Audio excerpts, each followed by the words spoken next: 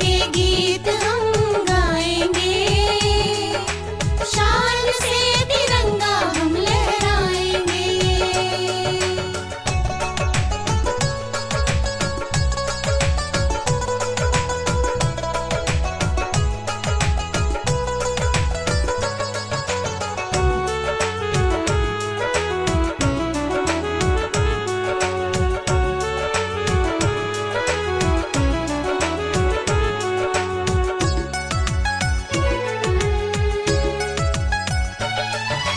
देश की रक्षा ध्वज का सम्मान, देश की रक्षा ध्वज का सम्मान, एकता अखंडता का रखना ध्यान।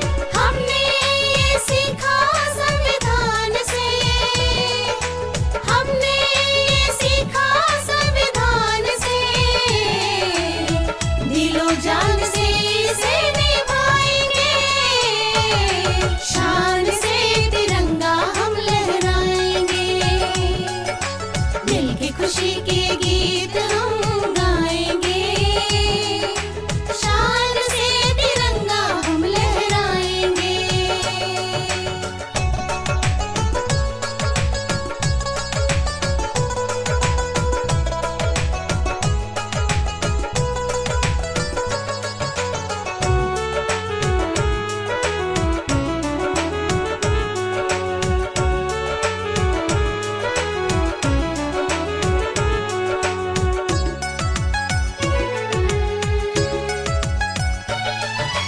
ना हो लड़ाई ना हो कोई डर, ना हो लड़ाई ना हो कोई डर, खुशियों से रोशन हो सभी का डगर।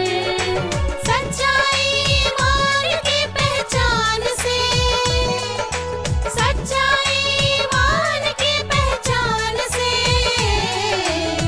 देश का मान हम बढ़ाएंगे, शान से तिरंगा हम लहराएंगे। मिलके खुशी के गीत हम गाएंगे, शान से तिरंगा हम लहराएंगे। भेदभाव मिटा इस जहान से, भेदभाव मिटा इस जहान से, भारत को स्वर्ग बनाएंगे, शान से तिरंगा हम लहराएंगे। मिलके खुशी के गीत हम गाएंगे, शान से तिरंगा हम लहराएंगे, शान से तिरंगा हम लहराएंगे, शान से तिरंगा हम लहराएंगे।